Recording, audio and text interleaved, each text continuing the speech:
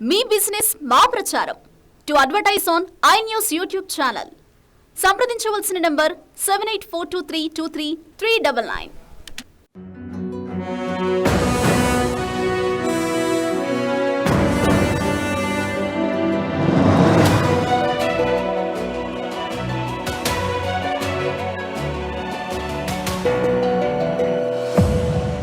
Iran Pakistan వ్యవహారం కాస్త అమెరికాపై దాడికి దారితీసింది. దీంతో ఈ వ్యవహారం చాలా సీరియస్ పరిణామాలకు దారితీస్తోంది. నిన్న అమెరికాపై విరుచుకుపడింది ఇరాన్.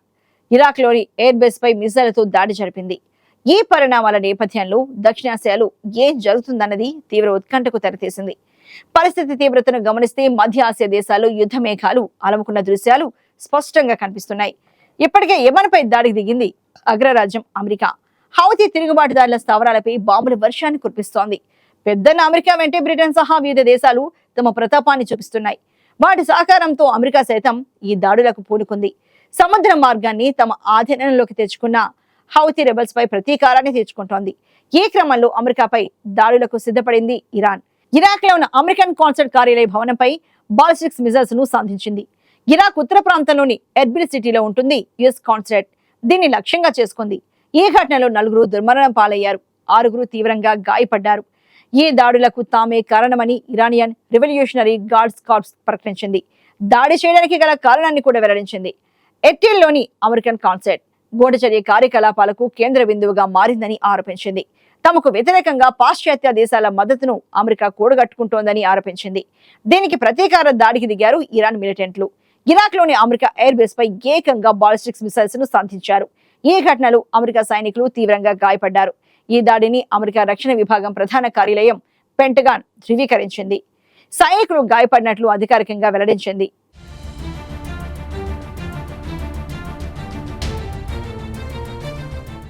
ఇరాక్ పశ్చిమ ప్రాంతంలోని అల్లాసద్లో ఉంటుంది అమెరికన్ ఎయిర్ బేస్. ఆ దేశ కాలమాన ప్రకారం సాయంత్రం 6:30 ఈ దాడి చోటు చేసుకుంది. ఇరాన్ మిలిటెంట్లు తమ ఎయిర్ బేస్ పై మిసైల్స్ ను సంధించినట్లు అమెరికా సెంట్రల్ కమాండ్ సెంట్కామ్ తెలిపింది. ఈ దాడి వెనుక ఇరాన్ మిలిటెంట్ గ్రూపులు ఉన్నట్లు అనుమానిస్తున్నామని పేర్కొంది. ఈ దాడి తీవ్రత ఎంత అనే విషయంపై ఆరా తీస్తున్నట్లు సెంట్కామ్ పేర్కొంది. నష్టాన్ని అంచనా వేస్తున్నట్లు వివరించింది. పలువురు సైనికులకు ట్రామిక్ బ్రెయిన్ ఇంజురీ అయిందని స్పష్టం చేసింది. ఓ ఇరాక్ ఉద్యోగి గాయపడినట్లు తెలిపింది. ఈ ఘటనపై వైట్ హౌస్ స్పందించాల్సి ఉంది. అయితే యుద్ధాలతో ఎప్పటికీ అనర్థాలే చోటు చేసుకుంటాయని చరిత్ర రుజువు చేసింది. వర్తమాన కాలంలో కూడా అది ఆధిపత్యం కోసం లేదా వనరులను సొంతం చేసుకోవడం కోసం పలు దేశాలు యుద్ధాలకు తలపడుతున్నాయి.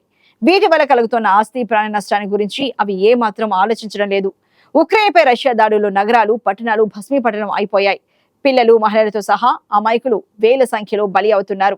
అయితే ఆ దృశ్యాలను ఇప్పటికీ వార్తల్లో చూస్తూనే ఉన్నాం. ఆ తర్వాత ఇజ్రాయెల్ గాజాలో జరుగుతున్న దాడులు చూసాం. హమాస్ దళాలు ఇజ్రాయెల్లో జరుపుతున్న పోరాటం 100 రోజులు దాటింది. ఈ యుద్ధం కూడా ఉక్రెయిన్ రష్యా యుద్ధం మాదిరిగానే సుదీర్ఘంగా సాగే అవకాశం ఉందని నిపుణులు హెచ్చరిస్తున్నారు.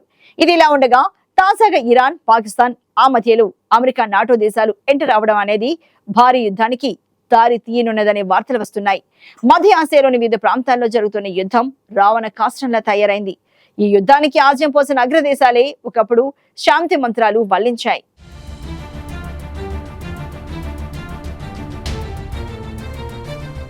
హమాస్ దళాలకు మద్దతుగా యెమెన్కి చెందిన హౌతీ ఉగ్రవాదులు ఎర్ర సముద్రంలో చమురు నౌకలపై దాడి జరుపుతున్నారు. చమురు ఉత్పత్తి దేశాల నుంచి చమురు ఇతర ప్రాంతాలకు ఎర్ర సముద్ర మార్గం ద్వారానే చమురు రవాణా అవుతుంది. హౌతీ ఉగ్రవాదుల దాడుల వల్ల చమురు నౌకలు ఎక్కడివి అక్కడే ఆగిపోతున్నాయి. దీనివల్ల చివరికి చమురు సంక్షోభం ఏర్పడే ప్రమాదం ఏర్పడింది. వీటి వల్ల వాటిని ఎగుమతి చేసిన దేశాలకు చమురు కోసం ఎదురు చూస్తున్న దేశాలకు తీవ్ర నష్టం జరుగుతోంది. అంతిమంగా వినియోగదారుల చెంతకు చేరేసరికి చమురు ధరలు ఎన్నో రెట్లు పెరిగిపోతున్నాయి. చమురు ఉత్పత్తి దేశాలకు ఎగుమతి దేశాలకు సాయం అందిస్తున్న అగ్ర దేశాలు లేదా సంపన్న దేశాలు సమస్య పరిష్కారానికి కృషి చేయడానికి బదులు పరిస్థితిని అడ్డుపెట్టుకుని మరింతగా దోచుకోవడానికి ప్రయత్నిస్తున్నాయి. అమెరికా తన నౌకల భద్రతను నావల్ ఆపరేషన్స్ ప్రారంభించింది. వివిధ దేశాలు కూడా ఈ ఆపరేషన్స్ లో భాగస్వామి అయ్యేట్టు చేయడం కోసం ఆయా దేశాల విదేశాంగ మంత్రులతో అమెరికా రక్షణ మంత్రి లైలయడ్ ఆస్టిన్ వర్చువల్ సమావేశాలను నిర్వహిస్తున్నారు. చమురు ధరలు పెరగకుండా చూడటానికి ఈ దాడులను నివారించే మార్గాలపై చర్చలు జరుపుతున్నారు. గతంలో విదేశాంగ విధానం ఆయా దేశాల విధానాల ఆధారంగా రూపుదిద్దుకునేది. ఇప్పుడు ఆయా దేశాలకు ఏ మేరకు ప్రయోజనకరంగా ఆ రీతిలో ఆ విధానాలే తెర మీదకి వస్తున్నాయి. పెట్టుబడిదారి వర్ధమాన దేశాలున్న తేడాలు లేకుండా తమకు ఏ మేరకు లాభం చేకూరుతుందో ఆలోచించి ఆ మేరకు నిర్ణయాలు తీసుకుంటున్నాయి. ఉక్రెయిన్పై యుద్ధం చేస్తున్న రష్యా పెట్టుబడిదారీ దేశాలతో చేతులు కలుపుతోంది. రష్యాని దూరం చేసుకుంటే ప్రమాదమని మిగిలిన దేశాలు రష్యాతో మైత్రికి సంసిద్ధమవుతున్నాయి.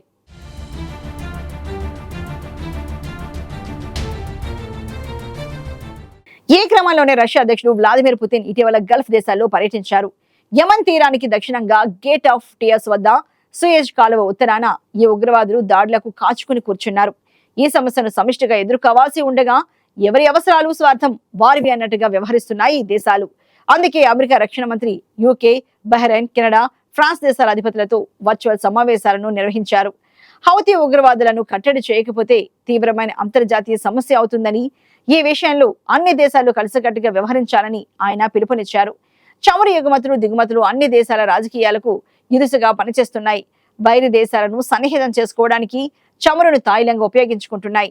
కొన్ని దేశాలు చమురు ఉగ్రవాదానికి పాల్పడుతున్నాయి. అంటే ధరలను పెంచేయడం, వర్ధమాన దేశాలు విలువెల్లాడేటట్టు చేయడానికి వెనుకాడడం లేదు. హౌతీ ఉగ్రవాదుల దాడుల దృష్ట్యా చమురు నౌకలను రీరూట్ చేయాల్సి వస్తే, అంటే నౌకలు వెడుతున్న మార్గం నుంచి వెనక్కి రప్పించి మరో మార్గంలో పంపించాల్సి వస్తే వ్యయం పెరగడం, అంతిమంగా ధరలు పెరగడం అనివార్యం అవుతుందని ఈ రంగంలో అనుభవం ఉన్నవారు చెప్తున్నారు. దీనిని ఒక లాబీ నడిపిస్తోంది. అమెరికా, చమురు ఉత్పత్తి దేశాలు, రష్యా కలిసి చర్చించినట్టయితేనే ఈ సమస్యకు పరిష్కారం దొరుకుతుంది. హమాస్ కి మద్దతిస్తున్న హెజ్బుల్లా ఉగ్రవాదులు ఇజ్రాయెల్లోని ఐరన్ డోమ్ పై దాడి చేశారు. ఈ దాడులు ఎంతవరకు వెళ్తాయో తెలియదు. ఇజ్రాయెల్ ను కట్టడి చేయగల సత్తా అమెరికాకి ఉన్నప్పటికీ అమెరికాయే ఇజ్రాయెల్ ను మరింతగా ఎగదోస్తోంది. ఈ నేపథ్యంలో అంతర్జాతీయంగా వివిధ దేశాలు వాణిజ్య దృక్పథాన్ని కాస్త పక్కన పెట్టి సమాజ శ్రేయస్సును దృష్టిలో ఉంచుకుని నిర్ణయాలు తీసుకోవడం శ్రేయస్కరం.